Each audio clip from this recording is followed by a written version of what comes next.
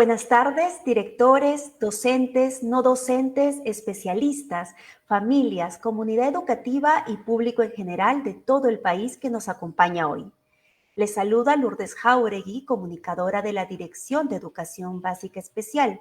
Es un placer darles la bienvenida al primer webinar de este año, organizado por el equipo del programa de atención no escolarizada al talento y superdotación de nuestra dirección.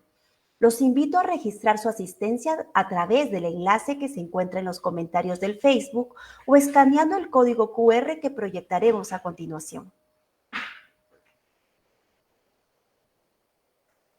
Para nosotros es muy importante conocer desde qué regiones nos acompañan, así como el rol que se desempeña en la atención educativa de nuestros niños, ya sea como directores, docentes, no docentes, especialistas, familia, entre otros. Agradecemos a todos aquellos que ya se encuentran registrando su asistencia.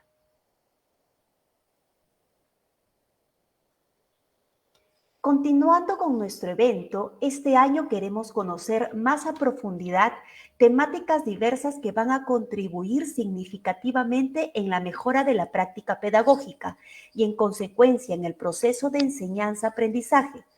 En ese sentido, este webinar que se denomina La neuroeducación, importancia de la atención a las altas capacidades, mediante el cual se busca contribuir al aprendizaje de los profesionales, docentes y no docentes de los PANETs, así como del público en general, a través del análisis de los aportes de la neuroeducación que fortalecen la comprensión y la atención adecuada a las altas capacidades.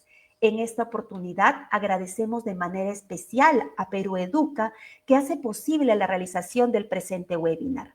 Esta tarde, en primer término, escucharemos las palabras de apertura de la coordinadora pedagógica de la Dirección de Educación Básica Especial del Minedu. Adelante, Doris. Muy buenas tardes, tengan todas y todos ustedes. Es un gusto para mí de llevar a ustedes las palabras de bienvenida y el saludo solidario y cordial de nuestra directora de la DEBE, Alicia Ruiz Guerrero. Qué importante la temática a desarrollar el presente día en este webinar, la neuroeducación y lo importante que es atender a los estudiantes con altas capacidades, porque ello contribuye al aprendizaje de los profesionales, tanto docentes como no docentes, de los PANET, así como el público en general que en esta tarde nos está acompañando. Sin más, un saludo cálido y demos por iniciada este webinar. Muchas gracias, Doris. Antes de iniciar las ponencias, nos acompañará en este espacio Marilia Vaquerizo, parte del equipo de PANETs, para mostrar una cápsula científica sobre altas capacidades. Adelante, Marilia.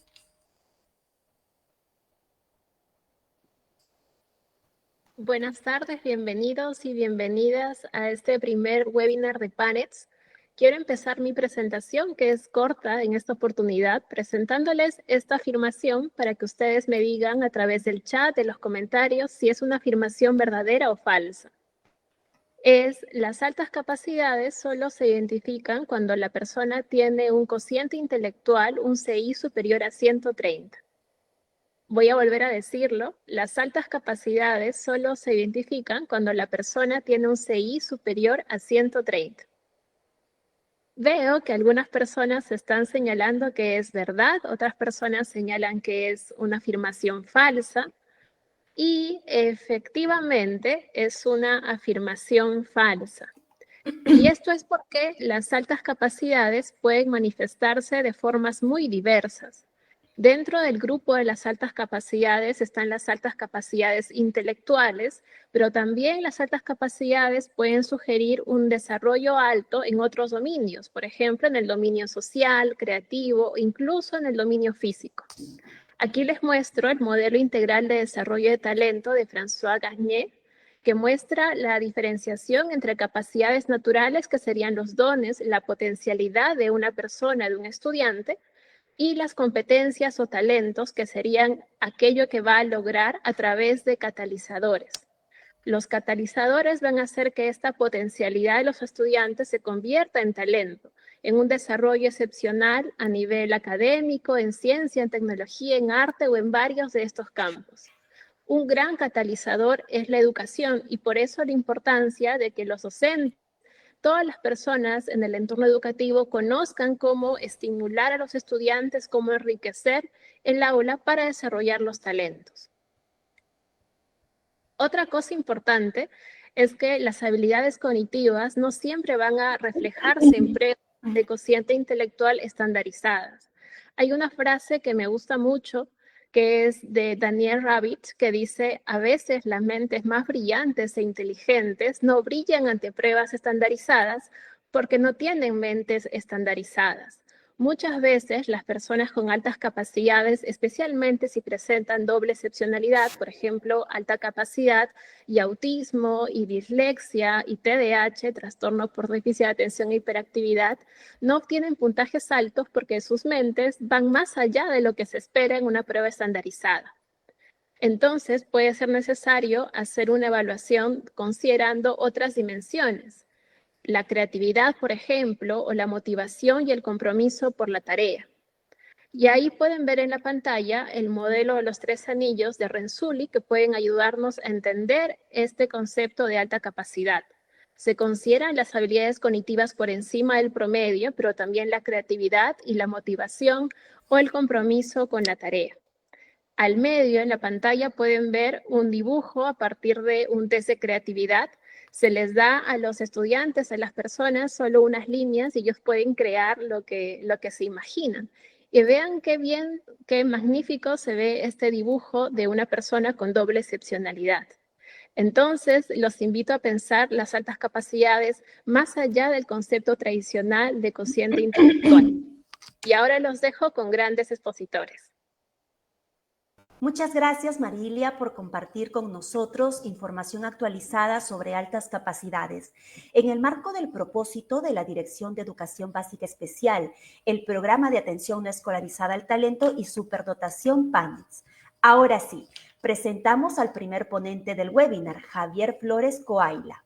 Javier es médico residente del primer año del Hospital Víctor Larco Herrera. Es investigador RENACIT nivel 3, con formación extensa en educación médica e investigación. Posee conocimientos sobre trastorno de déficit de atención e hiperactividad TDAH y altas capacidades. Con todos nosotros, Javier. ¿Qué tal? Buenas, es un gusto. ¿Se me escucha bien? Perfecto, muchísimas gracias. El día de hoy les traigo algo que probablemente sea un poco diferente a lo que solemos ver en las exposiciones peruanas. Hay un concepto que me gusta mucho que se llama Lived Experience, que es la experiencia vivida de las personas. Es básicamente la experiencia subjetiva de alguien, y voy a hablar justamente de altas capacidades y la experiencia subjetiva en base de papers recientes. Entonces, este es mi CV actual. Estas son las cosas que he hecho, que hago, que me gustan.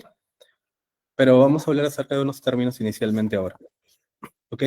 El primer término es lived experience, que es la experiencia subjetiva, es la perspectiva en primera persona. Es como ustedes, como humanos, se enfrentan al mundo y, por ejemplo, un paciente con ansiedad, con depresión, tiene su propia experiencia vivida.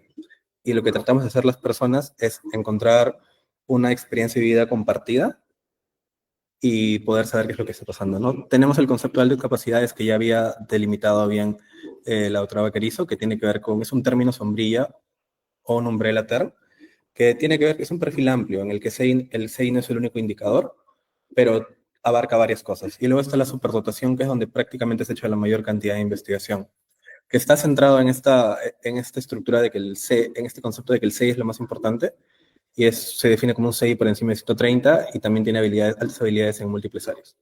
Pero entonces, la pregunta para todos es, ¿qué se siente tener altas capacidades en el sistema educativo?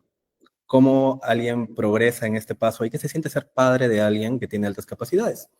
Así que para eso hicimos una revisión de literatura no tan extensa y buscamos artículos que hablaban acerca de esto. Y voy a hablar de mi experiencia también conversando con otras personas. Entonces, ¿cómo definen los padres tener a un hijo superdotado o también entra en este grupo de términos sombrilla a altas capacidades? Veamos esto y veamos cómo es esta experiencia de vida que tenemos en el campo con los padres nos ayuda, ¿no? En este estudio publicado por Gómez Arizaga, en el que hablan acerca de cuentos de niños con altas capacidades, hay un padre de un niño de 5 años que dice lo siguiente: mi hijo no tolera la frustración, entra en crisis ante la negación y los contratiempos, que indica estos problemas de regulación emocional que también se presentan, ¿no? Y que son frecuentes, como había comentado Marilia, que usualmente no es solo altas capacidades, sino altas capacidades está acompañado de otros diagnósticos extra que a veces no les prestamos atención, ¿no? Luego, padres de un niño de 10 años, vive y a veces manifiesta las emociones de una manera muy intensa. El sufrimiento de los demás es su sufrimiento. Sufre por el hambre en el mundo que le gustaría erradicar cuando sea mayor. Si ve a una persona necesitada, se siente culpable por su sufrimiento. Sus reacciones son a menudo instintivas y se adapta con dificultades a las frustraciones. Y no le gustan los imprevistos. Aquí también vemos la narrativa de un padre que habla acerca de esta rigidez que tiene su hijo, pero a la vez del gran desarrollo de esta teoría de la mente que él mismo tiene, ¿no? Y luego una madre de una niña de 13 años dice lo siguiente, ¿no? Es muy ansiosa, le cuesta mucho salir de su zona de confort, es particularmente sensible, teniendo arrebatos de ira que alternan con episodios de tristeza extrema. Entonces, tener a alguien que tiene altas capacidades se acompaña de tener a alguien también que probablemente presente problemas en su regulación emocional, ¿no? Y también en el logro de objetivos, que vamos a ver más adelante que es algo que acompaña esta experiencia vivida a lo largo de la primaria, secundaria, incluso a lo largo de la universidad. Entonces, no es simplemente qué bendición tiene altas capacidades, sino es todo un trajín también para las personas que acompañan a esta persona con altas capacidades. Entonces, citando obviamente el modelo de cuidado integral, la atención que se hace es no solo al estudiante con altas capacidades, sino también a toda la familia e incluso a los docentes, que es algo que vamos a preguntarnos al final. ¿Y qué se siente ser estudiante con altas capacidades? Vamos a hablar acerca de una experiencia en la transición. ¿Qué se siente pasar de la primaria, teniendo altas capacidades en un colegio regular, a la secundaria, también en un colegio regular? ¿Qué experimenta alguien con altas capacidades en este proceso? En primera, probablemente en el chat ahora puedan escribir qué dificultades han tenido con estudiantes con altas capacidades, ¿no? Y veamos si las que estamos colocando aquí en este estudio se correlacionan. Porque algo que suele pasar es que esos estudiantes que son superdotados intelectualmente o que tienen altas capacidades llegan a presentar problemas en el rendimiento académico, porque el modelado del rendimiento académico no se aplica al constructo que ellos mismos tienen inteligencia. Entonces, no es lo mismo el rendimiento académico para alguien normal, como decía Marilia, que es en una prueba estandarizada, que para alguien con altas capacidades. Entonces, va a haber un porcentaje de pacientes o de estudiantes que van a tener esto. Entonces, valor de los objetivos. ¿Qué dicen estos estudiantes? A veces, con estas definiciones también pienso, ¿de qué te sirve que te sepas esas definiciones literalmente? Pues básicamente, ¿de qué te sirve memorizar? Es bueno si entiendes las definiciones y puedes hacer los ejercicios. En lugar de estudiar esas definiciones de memoria, más tarde, en tu trabajo o en una postulación, nunca te van a preguntar cuál es la definición exacta de un ángulo recto. No creo que sea útil saberlo, pero igual las aprenderé. Pero aquí ya vemos otra vez que es esta duda, este por qué, que es algo que se describe constantemente en personas con altas capacidades, que permea toda esta vida, ¿no? Intelectual. La gratificación. Dicen, prefiero hacer algo divertido que hacer algo aburrido. Así que simplemente trato de posponer las tareas aburridas, que también se asocia con problemas de regulación emocional, ¿no? Porque sabemos que la procrastinación termina siendo un problema que tiene de base la regulación emocional. Entonces, a veces prefieren esperar para las tareas que consideran aburridas que hacerlas en el momento. Y luego el entorno escolar, que es algo que en realidad yo he experimentado. Por ejemplo, pensé que era similar a los romanos y cosas así, y cómo era en el pasado. Pero es sobre los diferentes tipos de personas.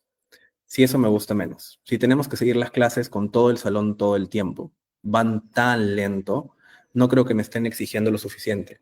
Y es algo que suele pasar, ¿no? Dentro de toda la definición de una persona con altas capacidades está esta facilidad o necesidad de aprender, que termina resultando detrimental o en contra del mismo, porque el aprendizaje sigue todo un proceso y a veces uno quiere saltarlo. Entonces, es algo que vamos a escuchar de los estudiantes con altas capacidades.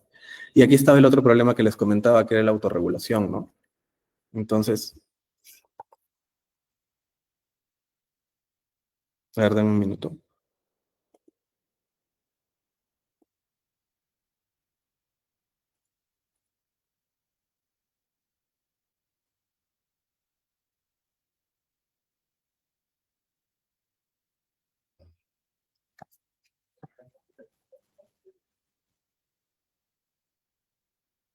Ya está. Entonces, El otro gran problema es la autorregulación. Aprendo mi vocabulario de latín. Supongo que tienes que aprender 300 palabras de memoria para tu examen.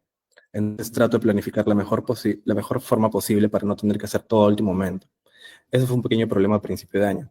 Hacía todo a último momento y pensaba que saldría bien, pero al final resultó que las cosas no salieron tan bien, así que ahora trato de planificar todo lo mejor posible. Entonces, otra vez nos encontramos con problemas de regulación emocional que veíamos al inicio, ¿no? El valor de los objetivos. Esto no es tan gratificante para mí porque no estoy yendo al ritmo que yo quiero ir y porque, por lo tanto, no voy a hacer las tareas que me están dejando. Y al final va a terminar resultando en problemas que terminan en esto, ¿no? En rendimiento académico que bajo el sistema actual en el que nos encontramos sería deficiente, pero en realidad es un sistema que quizás no está adaptado para la propia experiencia del estudiante. Entonces, es muy importante entender la experiencia de otras personas para poder al menos abrazar un poco lo que representa qué es vivir en esa condición, ¿no? Y lo bueno es que este tipo de estudios nos ayudan. Pero ahora, ¿cuál es la experiencia de alguien con altas capacidades en un aula regular en la secundaria? Y que es muy probable que sea la experiencia de todos los estudiantes, por así decirlo, quizás de la mayoría de estudiantes que tengamos en Perú que tienen altas capacidades, porque casi todos van a estar en un aula regular. Entonces, ¿cómo se vive eso? En este estudio hablan acerca de cómo es los cuentos dentro del aula regular. Entonces, contenidos. ¿Cómo experimenta alguien con altas capacidades los contenidos? Es el mismo tema durante todo el año. Leemos algo del libro del texto, hacemos una actividad, luego el examen. No hay ningún progreso. No veo mi crecimiento, no veo nada de estimulante, no veo esta gratificación. Avanzamos en las unidades, pero no en el contenido. Entonces, es el mismo tema, viéndolo múltiples veces, porque es lo que, al menos como educador, también se trata de hacer, ¿no? Asegurar que los estudiantes, porque la mayoría van a ser estudiantes que van a estar en la media, traten de agarrar y de aprender estos conceptos que van a ser básicos. Pero esto no aplica porque quizás para este grupo de estudiantes, ¿no? Cada unidad solo repasa ideas generales. Y también está esto, ¿no? Lo que definíamos como que el porqué que planteaban los padres. Los padres referían de que en la experiencia vivida de ellos es constante que mi hijo me pregunte por qué pasó esto, por qué fue esto, por qué, por qué, por qué, y que se frustre cuando no consigue esas respuestas, que es algo que va a mantenerse en el tiempo. Y valor y significancia, ¿no? Entonces, ¿para qué sirven los algoritmos? No lo entiendo. No voy a ir a comprar pan con los algoritmos. O sea, es esta utilidad, esta gratificación de querer usar lo que estoy aprendiendo en este momento para hacerlo ahora. Solo nos hizo dibujar sobre nuestra fiesta nacional, pero eso no es útil. Algo realmente útil sería un tacho de basura para que podamos aprender a reciclar. Entonces está esta duda de quizás constantemente desafiar las cosas como se están haciendo, ¿no? Porque sabemos que también se asocian a otros rasgos de personalidad. Estrategias de enseñanza. Dije, ok, vamos a trabajar en grupos y tienen que anotar esto y esto. Y una vez terminen, tienen que actuar como mimos para representar lo que hicieron. Nos divertimos muchísimo. Entonces, también hay experiencias positivas, ¿no? En estas actividades en estas partes donde hay más actividad. Pero también hay quejas con otras cosas. Y falta de retos, ¿no? Los exámenes no tenían la dificultad que esperaba. Nos empiezan a calificar por todo, por el cuaderno, por participar, por memorizar las PPTs y por demás. Entonces, es una queja constante ante cómo se presenta este sistema educativo en la transición, en la secundaria, para alguien con altas capacidades. Y probablemente todo esto vaya mermando este potencial que tiene el estudiante. Y luego, ¿cómo se experimenta la transición universitaria? Entonces, ¿cómo es pasar a la universidad luego de que quizás no has desarrollado estas habilidades sociales que ibas a desarrollar o que deberían desarrollar alguien en su desarrollo normal, ¿no? Entonces, este es un estudio que se enfoca más que todo en pacientes con autismo, que es donde gran parte de la investigación se ha hecho. Pero habla acerca de esto, ¿no? Penny, por ejemplo, dice, tuvimos una clase de presupuesto. Era un curso lectivo sobre educación financiera y economía. Hacíamos hojas de trabajo, no era un programa estructurado en sí, solo un electivo. En cuanto a habilidades sociales, no. Tuve más cuando era joven. Entonces, eso es un reto con el que se encuentran estas personas, ¿no? Estas entrar en este mundo universitario en el cual, como contaba hace rato el otro estudiante, que parecía Roma, ¿no? Que estás tú y están todos van tan lento, pero a la vez para adaptarte a ellos tienes que ir a la velocidad, pero es ir en contra de lo que tú mismo quieres, ir en contra de la gratificación, y es un constante vaivén en la vida de alguien con altas capacidades. Y luego está Melissa, que dice, académicamente mi secundaria me preparó bien. Muchas de las clases eran de ritmo rápido y también tenían altas expectativas. Que es, probablemente Melissa era una persona con altas capacidades que estuvo en un colegio diseñado para ella. Mi secundario hizo un buen trabajo. El contenido es diferente, pero tenía las habilidades de aprendizaje que necesitaba. Y cuando pasas a otro lugar que está diseñado para la mayoría de personas, te enfrentas con un sistema en el cual quizás no sea el ideal para que puedas aprender y puedas florecer, ¿no? Osacha dice, muchos de los desafíos fueron vivir lejos de mis padres y vivir sola al principio. Y también está el otro, ¿no? Que es estar enfocado en el desarrollo de tu aprendizaje y que al menos a mí me ha mermado bastante, que es tu propio desarrollo como persona, ¿no? Qué roles básicos de la vida se esperan que cumplas tú mismo, que se van deteriorando y que es algo importante que uno tiene que desarrollar. Y luego está Rachel, que dice, ojalá hubiera tenido algún tipo de economía doméstica, algo similar, ¿no? En su mayor parte en casa me enseñaron cosas que te enseñarían en una clase de economía doméstica, pero estaba compartimentando cómo esto es lo que hago en casa, en lugar de en la escuela. Entonces, otra queja con respecto a, estoy aprendiendo, esto lo he aprendido en casa y no en la escuela, ¿no? Pero la pregunta ahora es, bueno, ¿cuál es la experiencia de los profesores, no? ¿Cuál es su experiencia probablemente con estudiantes con altas capacidades? ¿Qué es lo que ustedes han vivido con ellos? ¿Podrían dejarlas? Y ahora voy a hacer toda esta otra vez, pero ahora con mi experiencia. Y voy a decirles qué es lo que yo viví en cada fase de esto, ¿no?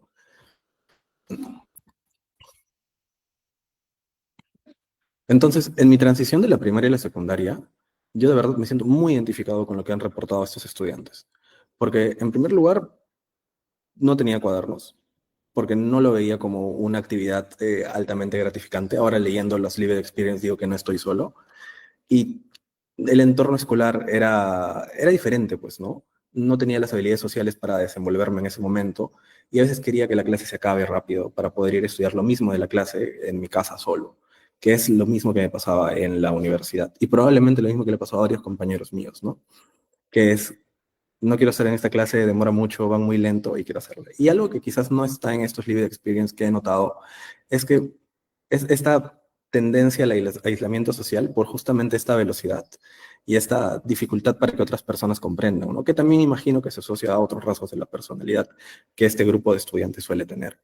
Y algo que sí es marcado, que puedo dar fe de esto en mi experiencia vivida, es la autorregulación, que es justamente todo se debe a que no es estimulante, por lo tanto, probablemente tenga que esperar un poco para hacerlo y tenga que hacer que se vuelva estimulante. ¿Cómo hago que se vuelva un reto? ¿Cómo hago que esto me guste hacer? Y esto genera problemas, ¿no? Genera que algunos estudiantes que tengan ustedes o que he tenido en algún momento con altas capacidades no rindan de la forma en la que quisiéramos rendir, porque ¿a quién no le ha pasado, no? El clásico, tú podrías dar tanto, pero no veo que logres esto que podrías lograr, ¿no? O no estás al nivel en el que yo esperaría que estés, pero probablemente no sea yo, no estás al nivel que espero que estés, sino es que probablemente las condiciones en las cuales estoy esperando que estés no son las adecuadas y tengan que cambiar. En el aula regular secundaria es lo mismo, ahí probablemente es donde yo en mi experiencia haya sentido el mayor detrimento o la mayor recesión de habilidades cognitivas, ¿no? Porque es como que es esta lucha, que no he encontrado papers de eso, pero me gustaría quizás que alguien, si se anima, lo haga, que es ¿qué se siente, no? ¿Qué predomina en alguien con altas capacidades? El funcionamiento social en roles como amigos, pareja, familia, o el funcionamiento ocupacional, ¿no? En roles como soy estudiante, me encargo de mis proyectos y demás, que es una lucha constante, ¿no? Que incluso que es algo de todos los humanos, pero siento que en esta situación sería importante contar esa experiencia vivida, ¿no? Y luego, con respecto a los contenidos, es lo mismo. Sabemos que los programas para altas capacidades son mucho más exigentes porque se adaptan a los objetivos del estudiante. Pero la pregunta aquí es, ¿de verdad debería ser solo para personas con altas capacidades o probablemente debería ser para todos? Hay un concepto que me gusta mucho que se llama evaluación de progreso y hay otro que se llama evaluaciones basadas en computadora, que le enseñan a los estudiantes preguntas de acuerdo a la dificultad en la que ellos están trabajando. Entonces, la pregunta es, ¿eso podríamos jalarlo quizás? Que se enseñen contenidos en base de la dificultad que están manejando los estudiantes, en base del grado de competencia, porque sabemos que eso mejora la autodeterminación, ¿no? Que alguien esté en el nivel de competencia adecuado, que tenga la pertenencia, mejora este concepto de autodeterminación y que tenga motivación intrínseca. Entonces, ¿cuál es el valor de lo que estamos enseñando, no? O sea, lo que estamos enseñando a ese estudiante le sirve. A mí la verdad es que me olvido de muchas cosas que aprendí en la secundaria porque no le encontraba sentido y ahora me arrepiento de, por ejemplo, no haber estudiado historia a la profundidad con la que estudié otras materias. Y quizás si hubiera sabido por qué lo estaba estudiando, me hubiera interesado más, incluso hubiera tenido una hiperfijación con ese tema. E igual en estrategias de enseñanza, ¿no? Esas estrategias que te hacen un ente más activo, que no solo son para personas con altas capacidades, sino como que para todos, ¿no? Y la falta de retos que se suelen presentar. Y en la transición universitaria es probablemente en estos estudios que se basan en contextos anglosajones del sur global, no estemos agarrando la experiencia del norte global, ¿no? Que cómo se vive esa experiencia de la transición de alguien de altas capacidades de secundaria a universidad en Latinoamérica. Cómo es pasar de un contexto en el que probablemente estás en un colegio que está diseñado para ti a una universidad que trata de hacerlo mejor, pero que no está diseñada para esto, ¿no? En la cual tú tienes que hacerte cargo de tu propio aprendizaje y quizás, como han visto, el problema de autorregulación es constante y no puedes. Y eso es lo que a mí me ha pasado en la universidad. Eh, Aprendí de autorregulación en el concepto y de cómo formarla cuando estaba en tercer año, luego de jalar un curso. Entonces, es complejo, vas a encontrar dificultades, no vas a saber cómo interactuar en ciertas situaciones, porque luego también está la expectativa de los padres, ¿no? Que es toda tu identidad se termina volviendo eso, ¿no? Que altas capacidades, vas a hacer algo grande. Y los otros roles de tu vida, ¿dónde quedan, ¿no?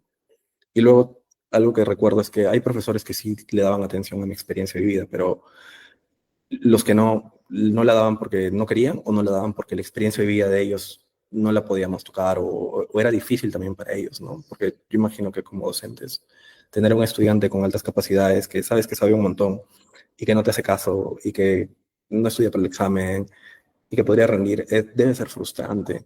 Entonces, ¿cuál es la experiencia vivida de ustedes como profesores, no?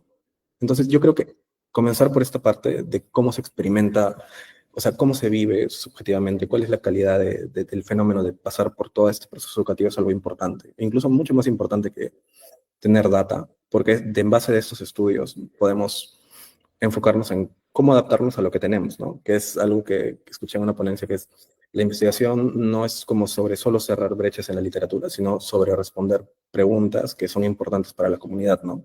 Entonces, ¿cuáles son las preguntas que son importantes para ustedes como docentes? ¿Qué dificultades tienen, no? La literatura puede decir que tienen un montón de dificultades, pero a veces esos instrumentos no van a ser tan aplicables aquí, quizás tienen dificultades que no están descritas. Entonces sería muy bueno que aquellos de ustedes que tienen estudiantes con altas capacidades se junten, conversen y vean cuáles son, ¿no?, esas experiencias vividas con ellos. Y luego junten a sus estudiantes y luego a los padres y creen como que un modelo para solo el programa que tienen. Entonces, eso es todo por mi parte. Espero que entender a otras personas les haya servido y no tengo nada más que agregar.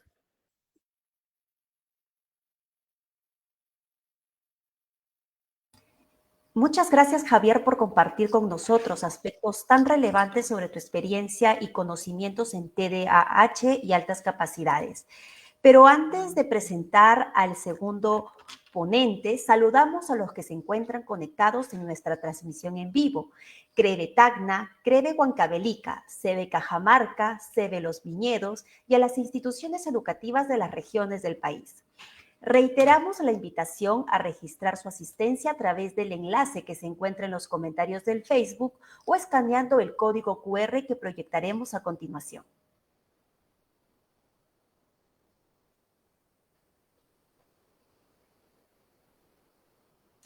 Ahora presentamos al segundo ponente. Su nombre es Michael Hurtado Enríquez. Él es matemático egresado de la Universidad Nacional de Ingeniería, tecnólogo, artista de nuevos medios y poeta. Cursó una maestría en matemática aplicada en la Pontificia Universidad Católica del Perú y un diplomado en fabricación digital en el Center for Bits Atoms del MIT. Actualmente se desempeña como profesor e investigador en el Departamento de Arquitectura de la Universidad Peruana de Ciencias Aplicadas. Es fundador y director de Masmetula, un laboratorio dedicado a la experimentación entre poesía y nuevos medios. Y trabaja también como conferencista y consultor en inteligencia artificial. Posee experiencia en la atención educativa a estudiantes con altas capacidades desde los Fab Lab. Con todos nosotros, Michael. Muchas gracias. Bueno, buenas tardes con todos. A continuación voy a compartir mi presentación.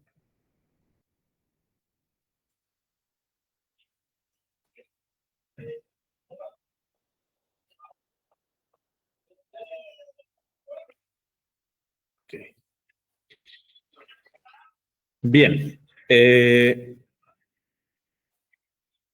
Para comenzar, me gustaría decir que mi exposición va a ir en torno a comentarles mi experiencia de vida, como, eh, no solamente como, digamos, una persona con altas capacidades en cuanto a temas lógicos, sino también como alguien que, que intenta, digamos, tratar de borrar los límites entre especialidades o áreas, como por ejemplo las artes y las ciencias, o el diseño y la tecnología. Ok. Bueno, así como comentó el participante que estuvo antes que yo, bueno, inicialmente yo me formé, digamos, en un colegio de primaria, era un colegio parroquial, donde el énfasis estaba en, en cursos como literatura, como arte, y, y eso me permitió a mí, en cierta forma, conocer un poco más sobre estos campos. Pero en la secundaria entré, digamos, a un colegio preuniversitario. eh, Fui parte, digamos, de de un salón que se denominaba como selección, y eso hacía que todo lo que había aprendido antes, ¿no? Ya no sea, ya no forme parte, digamos, de lo que iba aprendiendo en el colegio, porque el enfoque era más matemático. Y en cierta forma eso también fue un choque muy grande, porque eh, en ese momento yo solamente quería dibujar, ¿no? Me gustaba mucho dibujar, etcétera.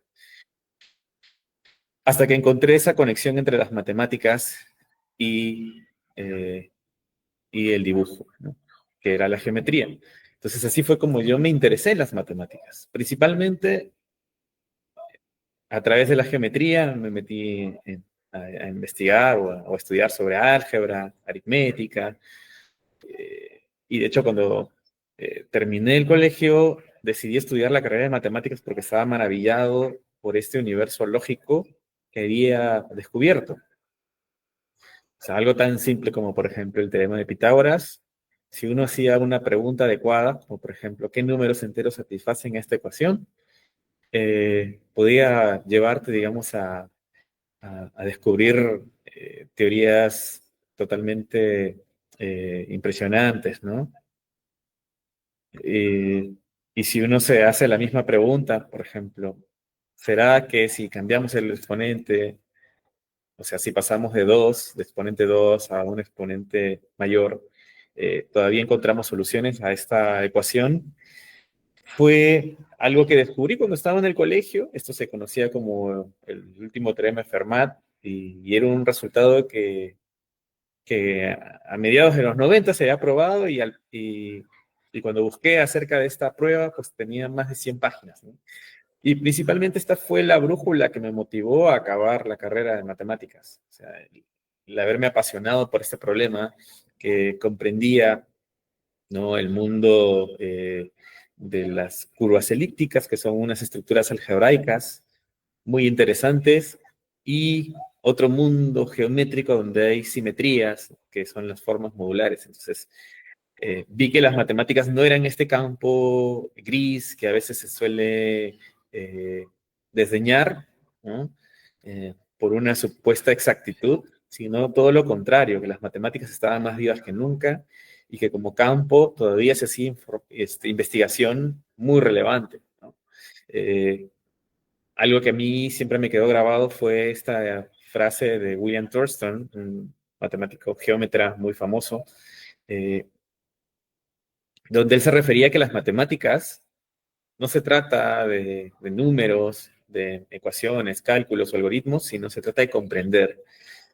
Y digo que eso me quedó muy grabado porque eh, estamos acostumbrados a pensar que las matemáticas son, pues, fórmulas, ¿no? Son todo esto complejo, cuando en realidad La matemática es una forma de entender el mundo. Es una forma de comprender las cosas.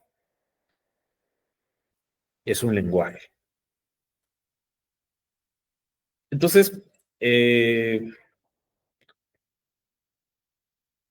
a fines del 2009, por ejemplo, comencé a dar conferencias sobre mis investigaciones que involucraban no solamente el uso de las matemáticas, sino también el empleo de la computadora como un asistente, digamos, para seguir obteniendo cierta intuición matemática, es decir, para poder identificar posibles soluciones a resultados matemáticos.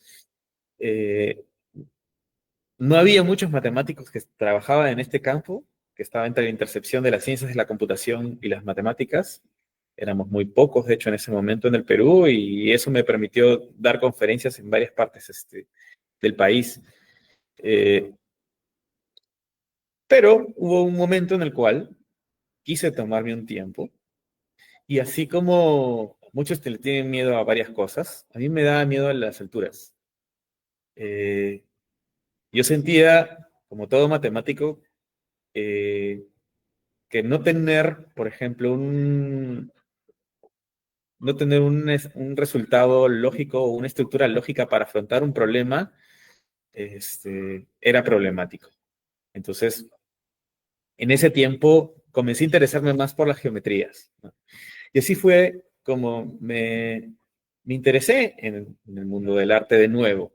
Es decir, lo que había ocurrido en mi primaria era que más bien mi colegio fomentaba las artes, en secundaria no tuve nada de artes, y siento que pasé por una transición similar. Es decir, regresé al mundo de las artes porque me interesé por estas formas geométricas, eh, pero a través de emplear ecuaciones o sistemas computacionales, diseñar sistemas computacionales para poder hacer realidad estas imágenes que tenía en mi cabeza. Entonces les voy a ir mostrando algunas de estas cosas. Desde luego yo descubrí que muchos artistas que tenían interés en este tipo de estructuras lógicas, en las matemáticas, en la computación, habían desarrollado sistemas eh, bastante intuitivos para lograr construir imágenes de este tipo. Lenguajes de programación como Processing, como Cinder, como Open Frameworks, servían para que estos artistas y también, hay que decirlo, matemáticos o tecnólogos que tenían esta mirada interdisciplinaria entre el mundo de las artes visuales y las matemáticas, pudiesen seguir aprendiendo más de este tipo de sistemas o crear sus propios sistemas, ¿no? Esto, por ejemplo, es la ecuación Turing-Maccabi, que me permitía, bueno, en esos primeros años, cuando comencé a experimentar con esto, generar estas imágenes que parecen orgánicas. O esta imagen que alguno de ustedes pensará que es una foto, pero no, es puramente procedural. Eso significa que ha sido hecho mediante algoritmos. Todo ha sido hecho mediante algoritmos. Esto es una prueba de que las matemáticas pueden ser usadas también para construir elementos, ¿no? Imágenes que parezcan hiperrealistas. Pero así como la universidad, digamos, fue un puente para entender mejor mi relación con las matemáticas, ¿no? Era una relación de amor y odio inicialmente, porque sí, o sea, hay que decirlo, en nuestra, digamos, en la educación superior, eh, no siempre está pensada para estudiantes que tienen alto rendimiento, por una serie de razones. Entonces, como muchos estudiantes, yo sentía sentía este sentimiento de no pertenencia, ¿no?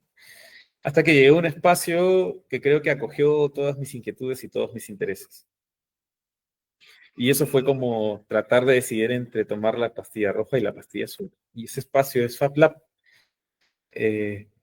Fab, que viene de fabricación, y Lab de laboratorio. Es un laboratorio de fabricación digital.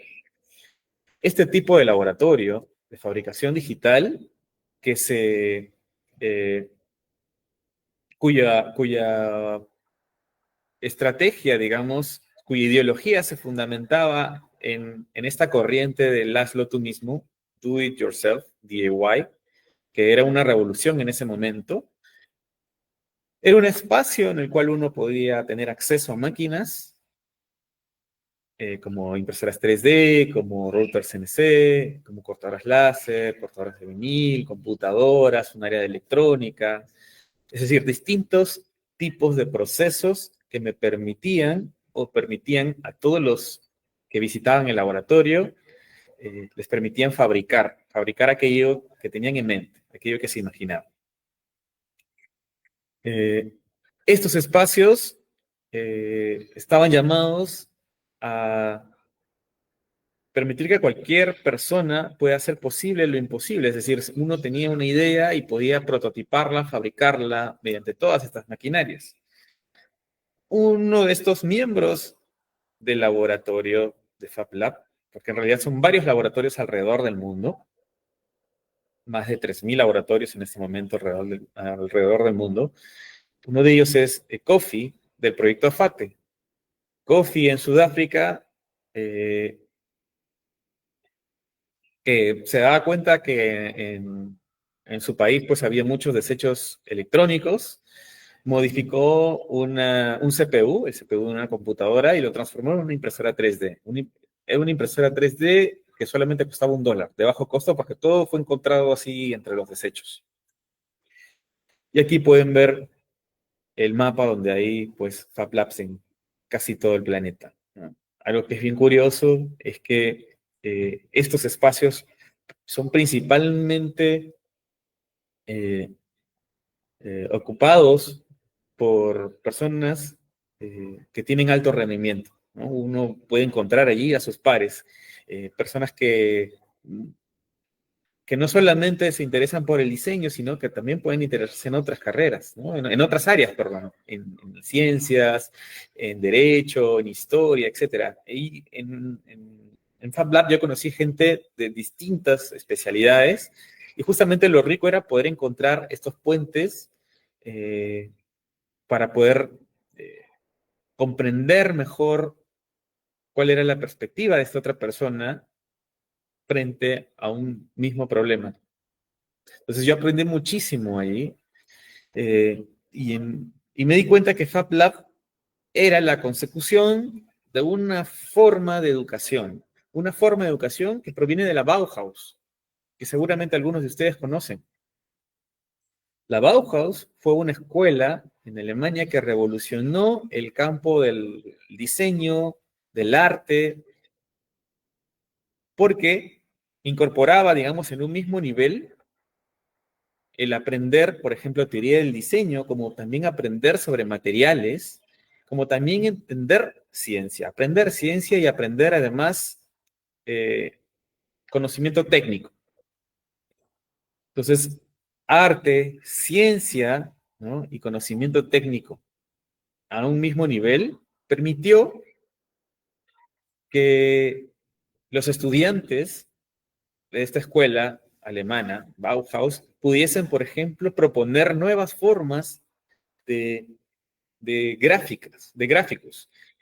Es decir, revolucionaron el diseño gráfico, propusieron nuevas formas de tipografías.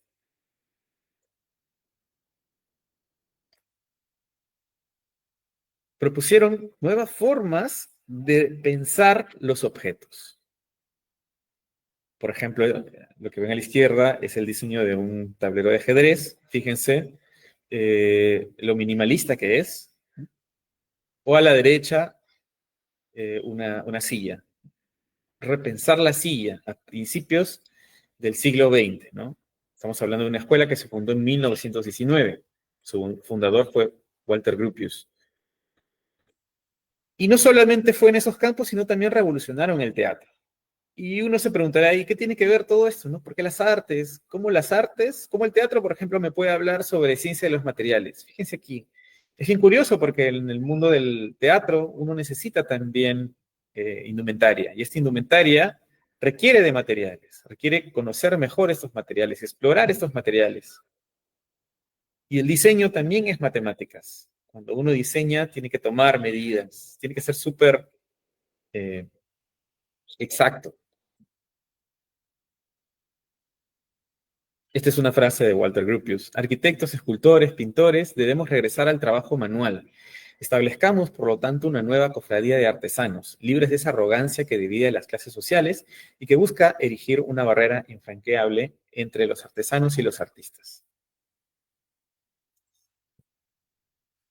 Y esta misma escuela, Bauhaus, fue la inspiración para el método de Neri Oxman.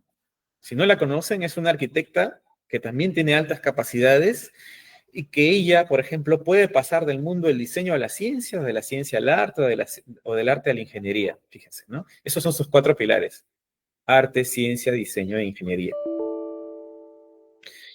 Les invito a investigar más sobre ella y van a encontrar muchos de sus proyectos, por ejemplo, en documentales como Astra, donde aparece, bueno, una entrevista a Neri, y también ella comienza a hablar de todo su trabajo, ¿no? Un trabajo que está en la intersección de varios campos. Ella puede hacer diseño de modas, pero a partir del diseño de modas, crea nuevos materiales. Ok. Todo esto que les he dicho es para entender mejor que en espacios como FabLab, uno ya no habla de un enfoque disciplinar o multidisciplinar. ¿Cuál es la diferencia? Un enfoque disciplinar, pues uno está en su disciplina y simplemente trata de afrontar desde su disciplina ese problema. En un enfoque multidisciplinar, uno trabaja junto con otros especialistas, pero cada uno se mantiene en su disciplina. En un enfoque interdisciplinar, estos especialistas dialogan y van encontrando puntos de encuentro entre sus disciplinas para poder afrontar ese problema. Pero en un enfoque transdisciplinar, estos especialistas pueden desbordar los límites de su disciplina, ¿no? Y crear algo nuevo. FabLab es un espacio donde uno puede explorar esa transdisciplina, y por eso quiero mostrarles algunos de los proyectos que realicé. Porque pienso yo que para tratar con estudiantes de altas capacidades, uno también tiene que tratar de salir de sus márgenes. Entonces, como matemático, a mí siempre me interesaron, por ejemplo, los fractales. Gracias a FabLab tuve la oportunidad de poder construir mis propios fractales, ¿no? Pasar del mundo digital al mundo físico, ¿sí? Y uno de los proyectos en los que, o de mis proyectos más emblemáticos, fue partir de una problemática eh, en el sur, ¿no? En la zona altoandina. Recuerdo haber visitado la zona altoandina y ver, por ejemplo, que muchas personas padecían de enfermedades respiratorias, ¿no? Y que utilizaban una tradición, la tradición altoandina de la pasada de Cuy, para identificar estos males. Entonces, utilizaban el Cuy como un sistema de diagnóstico. Entonces, se me ocurrió hacer un proyecto artístico inspirado, digamos, en esta manera de crear proyectos de Neri Oxman y de tantos otros miembros de FabLab, crear un robot Cuy como una plataforma móvil de detección de enfermedades, ¿no? Entonces, lo que les estoy mostrando es cómo se van, por ejemplo, mezclando la mecánica con el diseño, con la electrónica, ¿no? Y, bueno, el trabajo con materiales también, porque, bueno, la cabeza ha sido hecha en impresión 3D, el cuerpo ha sido hecho en corte láser, está la mecánica, la electrónica, o sea, todo eso, ¿no? Todo eso fue hecho justamente en este proyecto. Aquí pueden ver también las pruebas de movimiento. Ahí está.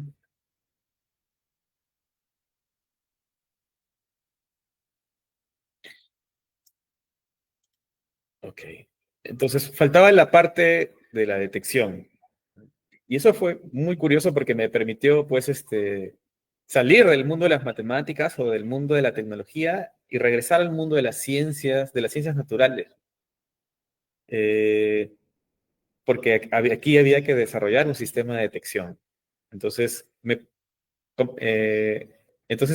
antes de hacer la maestría en matemáticas aplicadas, ¿no? Me interesé por la maestría de imágenes médicas. Entonces, a partir de imágenes de vaciloscopía, ¿no? Desarrollé un sistema de detección a partir de estas imágenes, ¿no? Utilizando filtros y utilizando procesamiento de imágenes, que es el campo, digamos, ¿no? En el cual está delimitado todo este tipo de técnicas. Para finalmente terminar utilizando técnicas de machine learning para la identificación, digamos, de cúmulos de bacilos y bacilos independientes y también manchas, ¿no? Por la misma tinción. Y como ya estaba trabajando con electrónica, entonces me interesé por nuevas formas o nuevos soportes para electrónica. Entonces así fue como comencé a trabajar con otros materiales, por ejemplo, cartón, hacer una placa electrónica en cartón y trabajar con otros grupos, como por ejemplo In Situ, que era un colectivo también de biólogos que estaba trabajando en la divulgación, digamos, eh, de la biología, pero a través de concursos de arte, ¿no? Arte en agar.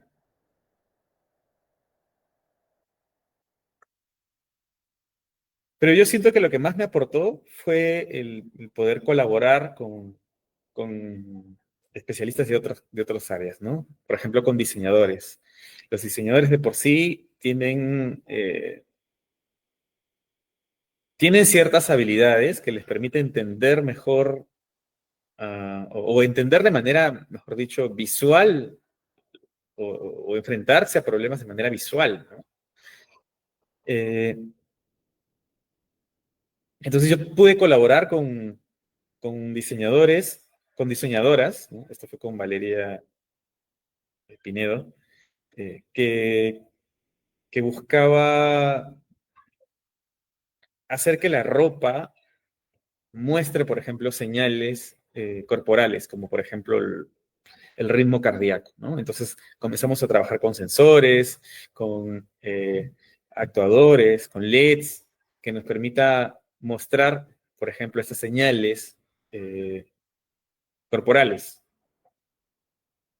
Y esto que están viendo se conoce como wearables. Entonces están dentro de la intersección de la electrónica y el diseño de modas. Gracias a FabLab pude dar varios talleres también mm, en varias regiones, justamente llevando esa filosofía sobre la transdisciplina, sobre lo importante que era también aprender a aprender. ¿A qué me refiero con esto? Eh, que antes de preguntarle al profesor, eh, era necesario primero agotar todas las posibilidades, si es que habían tutoriales, manuales, para aprender por mí mismo. Si llegaba a un punto en el cual ya no podía, estaba estancado, recién ahí yo podía pedirle, digamos, alguna ayuda al profesor para poder comprender, ¿no? Eso fue lo que a mí me enseñó FabLab, ¿no? Eh, Me dieron esa libertad para poder utilizar materiales, para poder llevar a cabo cualquier idea que tenía en mente. Y luego quise compartir con otros estudiantes de otras universidades esta forma, digamos, de aprender. En el camino di varios talleres, por ejemplo, de cómo hacer microscopios, y fíjense cómo aquí ya se juntan ya el mundo de la computación, ¿no? También el trabajo con materiales, la fabricación digital, la biología, etcétera. Y también desarrollé varios proyectos con con comunidades, como por ejemplo comunidades de mujeres en el norte, esto fue en Chiclayo. Hicimos un proyecto con electrónica, de tal forma que hacían bolsos que tenían paneles solares y a través de estos paneles solares podían cargar su celular, ¿no? Por esto ganamos un premio, por ejemplo, en un concurso de UPC.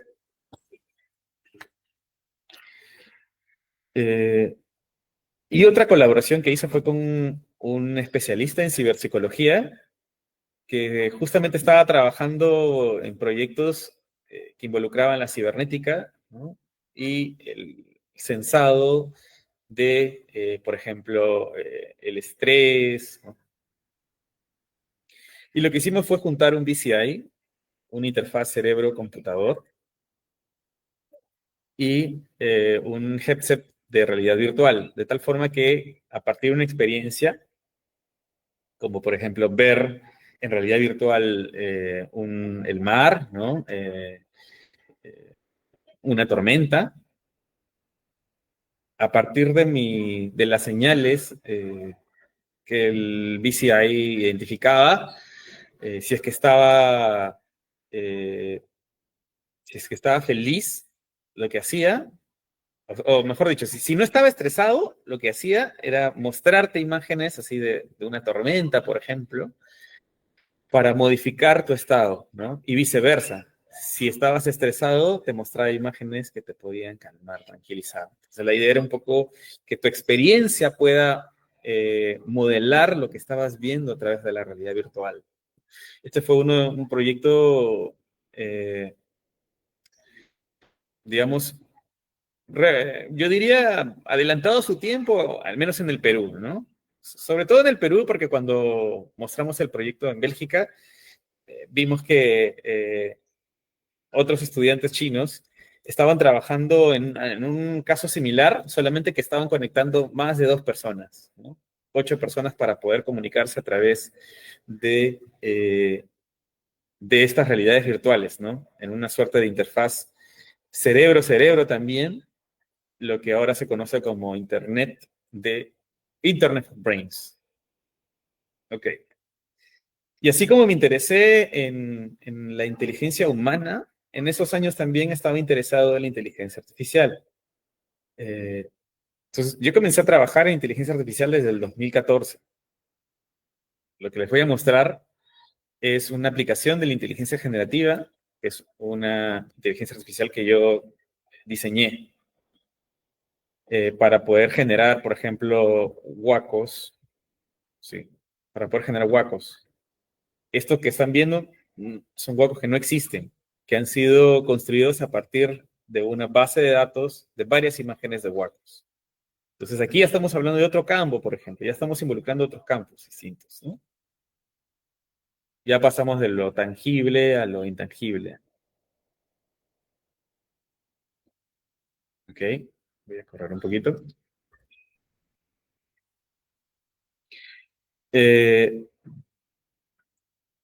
Y como la inteligencia artificial, en este caso la inteligencia generativa, ¿no? AIGEN, es lo que ahora es mi campo, digamos, de investigación último. Me propuse, por ejemplo, también durante la pandemia, comencé a producir, digamos, comencé a escribir más y a producir más obras de poesía. Y me interesé por Vallejo, ¿no? Como personaje histórico. Y me di cuenta de que había muy pocas fotos de Vallejo. Entonces, reconstruí la imagen clásica de Vallejo que sale sentado usando inteligencia artificial. Esto fue 2020, me parece, durante la pandemia, cuando todavía no era muy conocido el uso de la inteligencia artificial. Y también entrené un modelo de inteligencia artificial para generar imágenes de Vallejo, ¿no? Las imágenes originales, por ejemplo, son como la que está a la derecha, ¿no? Fíjense, siempre de mala calidad, pero gracias al entrenamiento pude obtener imágenes mejores. Este año se encontró una imagen de Vallejo y pude entrenar de nuevo mi modelo y fíjense, ¿no? Ya tengo mejores imágenes.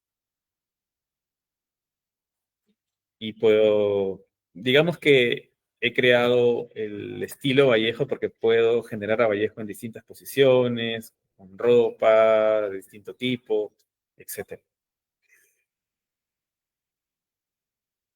Ok. Y acá hay un video que muestra más o menos lo que hice. Ok. Otra de mis preocupaciones ha sido el diseño tipográfico también, y aquí ya estoy yéndome al diseño gráfico. Fíjense, estoy dejando el arte o el diseño de modas, pero puramente desde la gráfica, o, o usarlo también para el arte digital. Parte de este proceso también implica, ¿no?, aprender sobre lo que hacen en otras disciplinas. A mí siempre me ha interesado la arquitectura.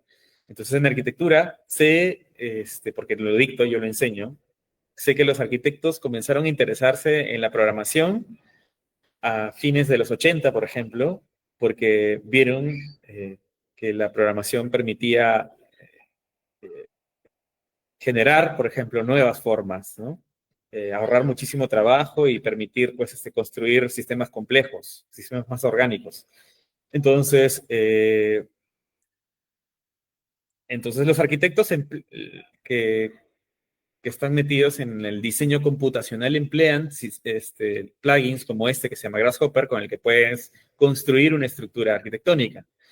Lo que hice fue emplear eso para crear mis propios poemas de manera espacial, ¿no? Y usar, por ejemplo, Spark para crear poemas en realidad aumentada, como este, ¿no? O este de aquí. Y aquí estamos hablando de la poesía. Hemos salido del arte, estamos hablando de la poesía, pero también vinculada hacia la arquitectura, porque estoy usando métodos que emplean los arquitectos. ¿Ok? Y bueno, estos son algunos de los poemas que generé usando mi inteligencia artificial cuando entrenaba GPT-2 en el 2019. Ok, ¿no? Y luego usando ya ChatGPT. Aquí se puede ver un poco el resultado, que son como páginas web. eh, Tratando de actualizar también algunos poemas. Este es de Augusto de Campos y él trabaja sobre la palabra acaso, que significa azar, ¿no?, en español. Ok. Pero últimamente me he interesado en el grabado. Entonces, la inteligencia artificial también me permite a mí como ingeniero del prompt ir creando, generando nuevas imágenes. O crear mis propias tipografías, ¿no? He creado mis propias tipografías a partir, por ejemplo, de prompts, a partir de texto. O también he hecho investigación en diseño tipográfico, porque estoy trabajando con archivo. Trabajo mucho con archivo, entonces algo que hago es recopilar revistas, por ejemplo, del siglo XX. Esta es una revista de los 70, donde Octavio Santa Cruz, un diseñador gráfico, planteaba, por ejemplo, una tipografía inspirada en el Imperio Incaico, ¿no? En los diseños incas. Entonces lo que hice fue recuperar esa tipografía y utilizar la inteligencia artificial para darle una siguiente iteración. Entonces, pueden ver. O otras cosas que he hecho son utilizar un lenguaje de programación como Processing, que es un lenguaje creado para artistas, por ejemplo, generar patrones. Esos patrones se convirtieron en mi alfabeto y traducir, por ejemplo, diarios conocidos en esos alfabetos, ¿no? Un poco para mostrar que el lenguaje también es un código. Pero creo que mi mayor contribución ha sido como investigador al campo de la literatura electrónica, literatura digital. Digamos, trabajando en un proyecto de archivo que permita recopilar o construir un corpus y además establecer relaciones entre los autores y las obras. Este es el Atlas de la literatura electrónica peruana, que ha sido mi mayor proyecto en el Perú, y bueno, luego de este proyecto salté hacia Latinoamérica. Entonces, fíjense, aquí estoy hablando ya de archivo, que me lleva hacia otro campo que tiene que ver con la bibliotecología también, técnicas de rescate, de arqueología de medios, pero también técnicas digitales, visualización de la información, visualización de datos, etcétera. Son muchos campos que se van cruzando. Y la pregunta es, ¿qué surge cuando un docente no tiene temor de involucrarse en todos estos campos y en sus intersecciones, ¿no? Y eso es algo que quiero mostrarles, porque creo que es importante. Bueno, solamente les voy a mostrar en lo que se refiere al diseño, pero hay mucho para hablar y no quisiera monopolizar la conversación. Pero, por ejemplo, yo suelo utilizar un software de diseño 3D muy básico que se llama Tinkercad, que seguramente ustedes lo conocen. Es muy básico, pero uno puede llegar a hacer cosas muy complejas a partir de eso. Sobre todo cuando tus estudiantes tienen alto rendimiento, ¿no? Y son estudiantes de altas capacidades, ¿no? Cuando tú propones retos, claro, normalmente uno propondría un reto como, por ejemplo, hacer, no sé, un cubo con un agujero en el medio, ¿no? Pero cuando tú les dejas retos que permitan que ellos puedan tomar, ¿no? O desarrollar sus capacidades, ¿no? Asumir esto como un desafío, creo que ahí es donde se logran los grandes resultados. Por ejemplo, les dejé como tarea hacer una llave. Inicialmente, claro, hacer una llave es algo complejo, no es algo sencillo. Pero fíjense, ¿no? Fíjense lo que ellos pueden lograr. Cuando eh, tú les dejas estos retos de manera progresiva, ¿no? Es decir, cuyo nivel, cuya complejidad va incrementándose. Y luego de la llave pasamos a modelar el salón, por ejemplo, con todo el mobiliario que puede tener el salón, inclusive las computadoras, etc. Entonces, quiero que se fijen en lo siguiente, ¿no? El nivel de detalle. Hacer hasta el teclado, hacer las letras del teclado, hacer cada una de las partes que forman parte del artefacto que están diseñando, ¿no? Esto ya no es una tarea trivial, no es algo simple. Inclusive esto le puede costar a mis estudiantes, por ejemplo, universitarios, ¿no? De arquitectura. Pero sin embargo, chicos, esto fue hecho por estudiantes de primer grado de secundaria. Fíjense, ¿no? El nivel de complejidad que pueda llegar a tener un modelo computacional, porque un estudiante de altas capacidades realmente entendió o tomó este desafío como algo que realmente le interesa, ¿no? Se interesó en poder resolver este desafío. Y así como le enseñé, digamos, este software de diseño computacional a mis estudiantes, esto fue hecho con estudiantes de segundo de secundaria. Les enseñé Grasshopper, que es este plugin para Rhino que yo enseño en la universidad. Pero fíjense, ¿no? Lo que ellos pueden lograr hacer. Esto es una estructura Voronoi. Esto que estamos viendo permite que se genere el modelo tridimensional, ¿no? Pero a partir de una programación visual a través de cajas que se van conectando, donde cada operación es entendida, digamos, como una operación, cada operación geométrica es entendida como una operación lógica, ¿no? En este algoritmo. Por ejemplo, el escalar, por ejemplo, el construir un rectángulo, etcétera, ¿no? Y esto es algo que se hizo con estudiantes de tercera de secundaria, donde ya salimos de la programación visual y y nos dirigimos hacia la programación por código. Y aquí estamos usando Arduino y también aprenden electrónica. Aprenden a trabajar con materiales, sobre todo la posibilidad de tener un Fab Lab, un espacio donde ellos puedan llevar a cabo estas ideas y fabricarlas, ¿no? Creo que eso ha sido fundamental en el desarrollo de estos estudiantes, ¿no? Después, ver la manera de poder encapsular aquello que hicieron con electrónica hasta finalmente obtener un sistema inteligente, pues que enciende dependiendo de la distancia a la cual esté, ¿no?, una persona frente al sensor, ¿no? Entonces, claro, estamos hablando de estudiantes de tercera de secundaria que programan, que diseñan sistemas electrónicos, que se preocupan también por desarrollar la carcasa, ¿no? Es decir, son muchos conocimientos que se van entrelazando. Y creo que allí radica justamente el atender esa complejidad,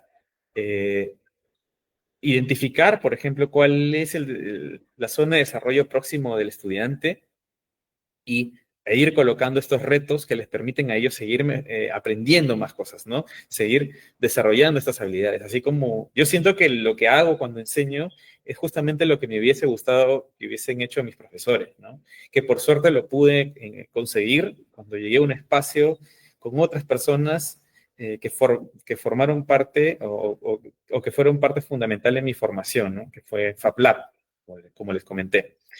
Entonces, yo trato de replicar eso con mis estudiantes, darles la posibilidad de que ellos puedan crear, ¿no? Aprender primero uno de estos lenguajes, aprenderlos bien, para luego darles la posibilidad o la libertad de crear, ¿no? Y desarrollar sus propios sistemas.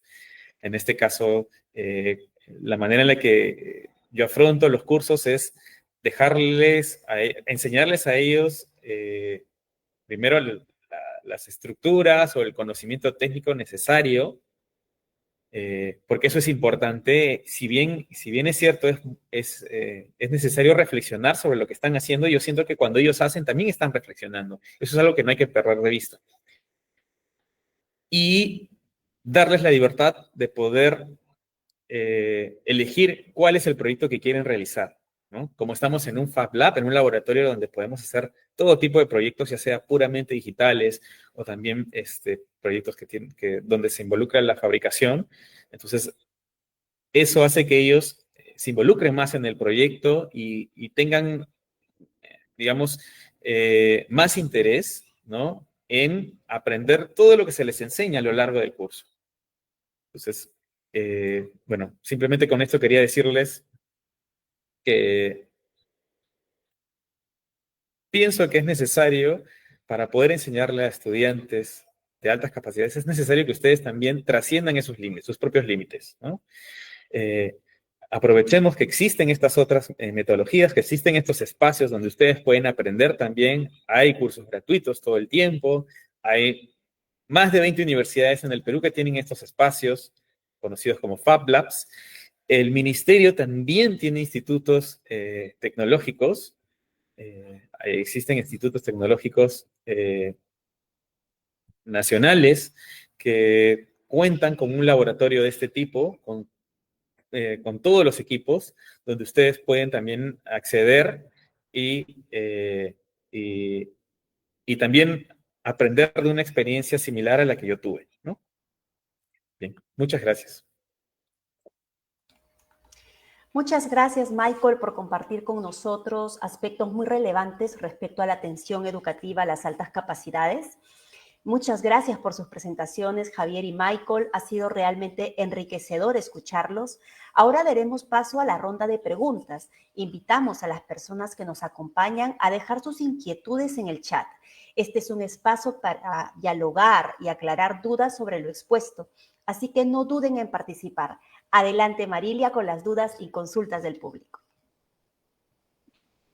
Bien, estoy atenta a las preguntas, a las consultas a través del chat y ya he recuperado algunas consultas.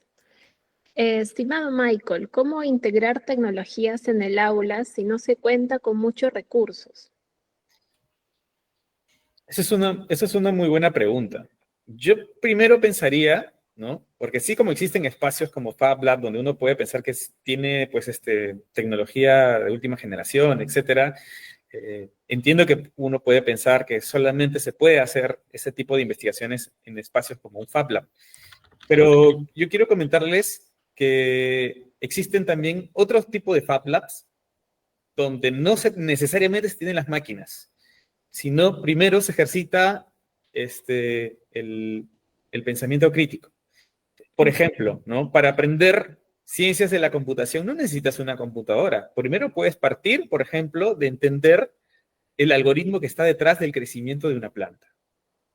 Eso es un ejemplo que yo siempre doy, porque existen muchos conocimientos que a veces dejamos de lado, que son conocimientos ancestrales, pero pero que nos permiten entender, mejor dicho, nos permiten entender estos conocimientos que son más actuales, ¿no? Como, por ejemplo, darle un nombre a eso. Esto es un algoritmo. Un algoritmo no es otra cosa que una secuencia de pasos. Okay. Entender que estos algoritmos están presentes durante nuestro día a día, ¿no? Nos va a permitir lograr que el estudiante pueda incorporar, ¿no? O pueda darse una idea, por ejemplo, de qué es lo que se hace cuando uno estudia una de estas carreras asociadas a la computación, ¿no? Pero creo que es un primer paso. Ahora, no necesariamente tienes que usar una impresora 3D, porque, como les mostré el ejemplo de Kofi, él lo que hizo fue crear su propia impresora 3D. Hoy en día existen muchos tutoriales de cómo hacer eso. Hay muchos ejemplos de personas, por ejemplo, que logran hacer, y esto tiene que ver, por ejemplo, con los tutoriales, ¿no? Ahora hay tutoriales para todo. Uno puede encontrar tutoriales para construir un brazo, por ejemplo, a partir de jeringas, ¿no? O puedes ver tutoriales para crear biomateriales, por ejemplo. No necesitas contar realmente con un laboratorio totalmente equipado, sino simplemente partir de la curiosidad, ¿no? Hoy en día mucha gente tiene el celular. Yo durante mucho tiempo, por ejemplo, estuve sin computadora y utilizaba mi celular para programar desde allí. Ahora hay plataformas donde tú puedes programar desde el celular, o puedes usar también plataformas gratuitas, ¿no? Como ChatGPT, por ejemplo, para generar imágenes, etcétera, ¿no? O sea, creo que hay muchos caminos, no hay uno solo. Lo que yo intenté hacer es comentarles un poco mi experiencia, pero existen muchos caminos y mucha gente que logra desarrollar tecnología sin tener tecnología de punta a la mano. Genial. Esta siguiente pregunta está relacionada a los intereses diversos que pueden tener las personas con altas capacidades. ¿Cómo orientar la vocación de un estudiante que es bueno en muchas asignaturas?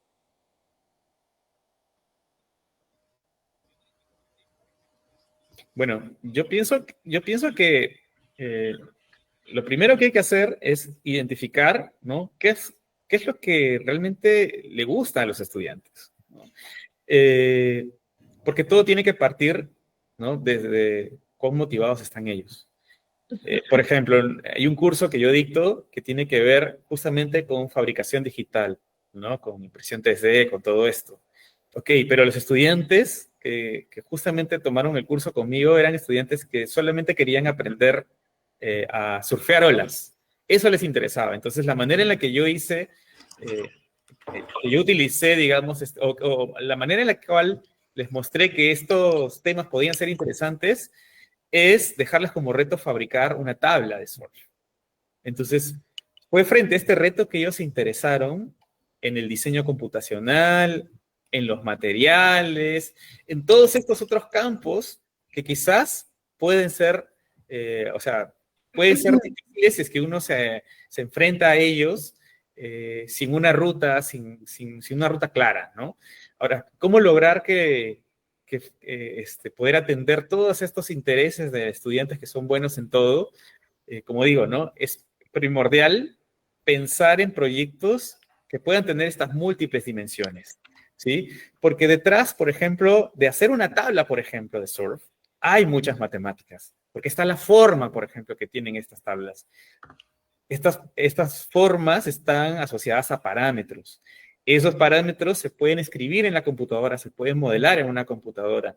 Y una vez que trabajas sobre los parámetros y ya tienes un diseño, un modelo 3D, si quieres fabricar eso, entonces hay que trabajar ahí con el material. ¿Qué material puedo utilizar para fabricar esto? Entonces ya entran a tallar otras disciplinas, ¿no? Lo cual es interesante porque uno puede hacer esta tabla, puede imprimirla en 3D y ver que el plástico no te va a dar esos mismos resultados que si, ¿no? Más bien hicieras un molde para esa tabla que hiciste en plástico, le hago un molde y luego utilizo, por ejemplo, foam y fibra de vidrio, ¿no? Que es con lo que se hacen las tablas de verdad, ¿no? Entonces, creo que es interesante porque puedes partir de un reto muy pequeño, pero es importante que tú sepas o tú puedas estar al tanto de todas estas otras dimensiones que están alrededor de ese problema que quieren resolver. Bien. Esta pregunta quizás es un poco más personal. ¿Cómo organiza sus aprendizajes? Entiendo de que tiene varias líneas de investigación, se desenvuelve en diferentes disciplinas y cómo organiza su propio aprendizaje. ¿Tiene una rutina, técnicas de estudio quizás? Sí, bien. Allí, creo que mi respuesta rápida sería, eh, a ver, me dejo guiar por mi propia pulsión. Es decir, como vieron, ¿no? Hay también como, uno podría darse cuenta de cuáles han sido mis intereses a lo largo del tiempo, porque claro, al inicio nunca mencioné la literatura, ¿no? Pero la literatura siempre estuvo presente, igual el arte. ¿Cómo es que me organizo? Bueno, suelo trabajar en varios proyectos a la vez, en paralelo. Esa es la verdad. No son muchos, pero los que comienzo a afrontar, ¿no? Sí, algo que me ayuda muchísimo es tener claro cuáles son los tiempos que dispongo para poder llevarlos a cabo. Eh, y no solo los tiempos, sino cuáles son los recursos también con los que cuento, ¿no?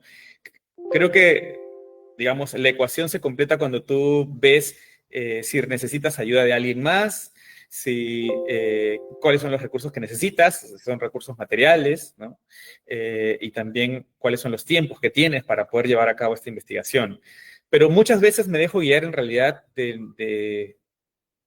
me dejo guiar por mi curiosidad, por lo que me interesa, ¿no? Hay un momento en el cual, por ejemplo, me intereso más en el diseño tipográfico y ahora estoy más interesado en la imprenta, por ejemplo, en la historia de la imprenta o en la historia del diseño gráfico en el Perú. Entonces, claro, eso me lleva a hacer investigación también en ese campo para entender y ver mejor cómo es todo el mundo, digamos, del diseño gráfico, ¿no? Todo el mundo del diseño editorial, tener una mirada más panorámica, más que eh, específica, ¿no? Creo que bueno, cuando yo estudiaba matemáticas en la universidad, siempre decíamos que habían dos tipos de matemáticos, bueno, tres tipos de matemáticos. Un matemático que era analítico, que solamente trataba de particularizar las cosas. Un matemático que era geómetra, que solamente se interesaba, digamos, en entender los problemas de manera geométrica. Pero había un tercer tipo de matemático, que es el matemático que a mí me interesa, ¿no? Y el que siempre estuvo detrás de cada cosa que yo hice.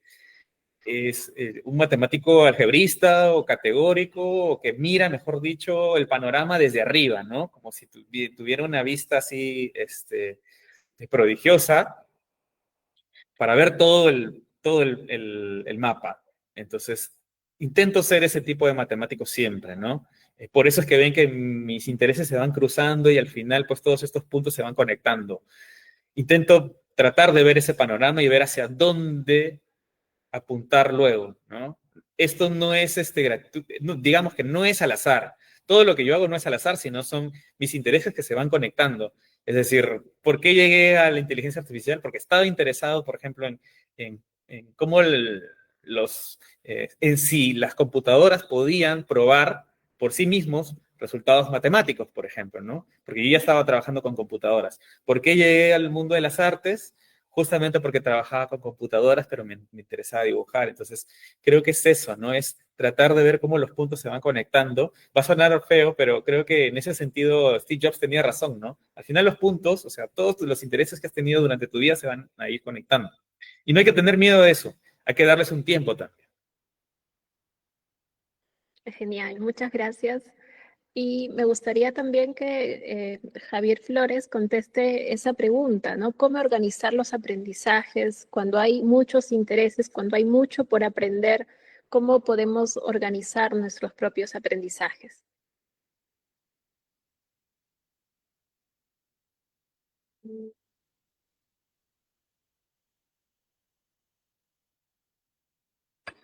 Listo. Es la pregunta para mí, ¿no? ¿Cómo hacer cuando tenemos tantos intereses y tantas cosas que hacer y muchas actividades? Bueno, yo sufro con eso todos los días ya, o sea, no es como que les pueda dar una respuesta relacionada a eso, pero lo que ha funcionado es de que eh, trato de encontrar, como explicaba Michael en toda su historia, encontrar como que ese punto en el que conectas todas las cosas que te gustan o todo aquello que quieres aprender como que es una sinergia entre distintas disciplinas que has explorado o que quieres explorar.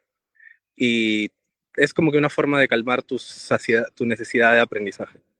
Y otra cosa que sirve es como que manejar por proyectos. Creo que algo que me ha servido más es trabajar con gestión de proyectos que no aplican tanto para gente que consideraría neurotípica. Por ejemplo,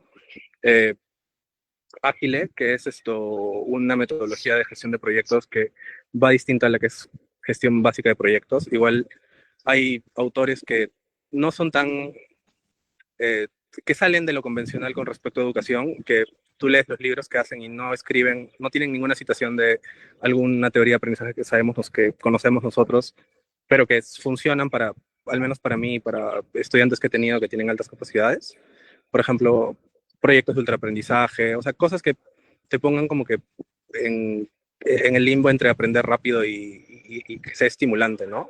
Entonces, probablemente aprender rápido sea un superpoder y también tener las herramientas para hacerlo y tratar de encontrar como que el medio entre todo eso, ¿no? Creo que eso sería lo que yo haría o lo que hago. Bien. Esta pregunta está relacionada a estudiantes con TDAH y altas capacidades. ¿Cuándo deben los estudiantes con TDAH tomar fármacos y los fármacos pueden disminuir su performance cognitiva?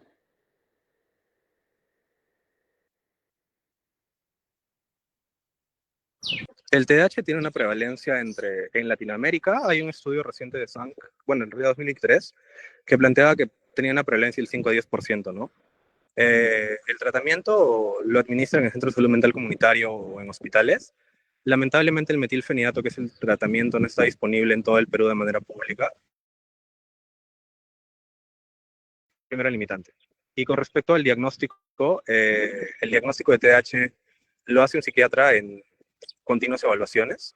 Entonces, pero lo que lleva a veces a hacer el diagnóstico en niños, me interesa tocar ese tema, es que es la impulsividad y más que la distractibilidad y el rendimiento académico reducido, ¿no? Que afecta la funcionalidad del niño.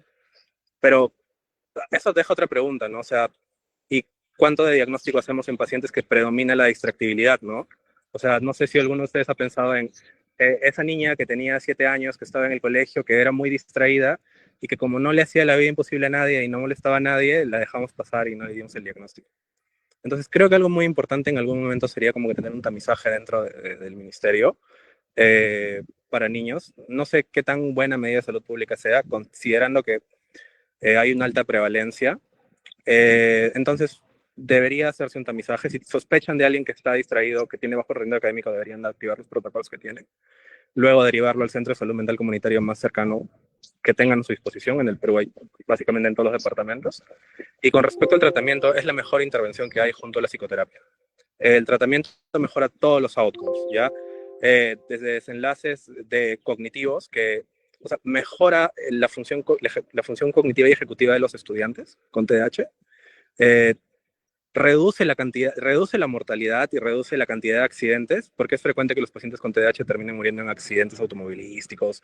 Reduce en cierta medida la impulsividad, que la impulsividad no simplemente es voy a hablar antes de que, por ejemplo, alguien termine su oración, sino también es tomas decisiones o te metes a hacer cosas sin haber planificado, haber medido las consecuencias, ¿no? Y si ustedes lo ponen esto en un gran campo, es como que puede ser una compra impulsiva, puede ser un viaje que sea sin planificación y que lleve a un accidente. Entonces, el medicamento ayuda en eso, pero el medicamento es como tener rueditas en tu bicicleta y mientras tanto estás enseñándole al estudiante a manejar la bicicleta, ¿no? A adquirir habilidades. Lamentablemente no hay un acceso como que es un problema de salud pública, pero creo que la respuesta es, o sea, lo diagnostica un psiquiatra, ustedes pueden hacer el tamizaje. La OMS tiene un curso, creo, para hacer tamizaje. Y segundo, el tratamiento no reduce la función cognitiva, la mejora. Y hay que desestigmatizar esa idea del tratamiento, que mi hijo se va a volver dependiente, se va a volver adicto y demás. No, su hijo va a tener mejor potencial si es que comienza el tratamiento antes, ¿no? Entonces creo que eso sería mi respuesta. Bien, muchas gracias, estimado Javier, estimado Michael. Veo en los comentarios felicitaciones para ambos por sus preguntas, por sus respuestas y por las exposiciones. Y los dejo con Lourdes. Ahora, a pocos minutos de concluir este webinar, queremos agradecer sinceramente a nuestros ponentes de lujo, Javier y Michael, por su valioso aporte. Gracias por ayudarnos a profundizar en la importancia de brindar una atención adecuada a los estudiantes con altas capacidades. Quisiera hacer referencia a 4 ideas fuerza. Las altas capacidades no se reducen al cociente intelectual. El talento se expresa de muchas formas: creatividad, sensibilidad, pensamiento crítico. Para acompañar mejor a estos estudiantes es clave escuchar a quienes los rodean, familias, docentes y a ellos mismos. Como educadores necesitamos pensar fuera de la caja, innovar y crear espacios donde florezca el talento. La tecnología puede ser una gran aliada y la interdisciplinaridad una vía para enriquecer los aprendizajes. Del mismo modo, agradecemos nuevamente a cada uno de ustedes por acompañarnos en el primer webinar a cargo del equipo de PANES de la Dirección de Educación Básica Especial. Igualmente, les recordamos registrar su asistencia y completar la encuesta de satisfacción por medio del formulario que está anclado en la transmisión de hoy. Un saludo especial a los profesionales de los PANES de Cusco, Junín y Lima por su compromiso por la atención a estudiantes con altas capacidades, y un agradecimiento especial a Perú Educa, que hace posible la realización del presente webinar. Finalmente, los invitamos a nuestro siguiente webinar mañana jueves 22 de mayo a cargo del equipo del PRITE. No se lo pierdan. Muchas gracias y buenas tardes. Perú Educa.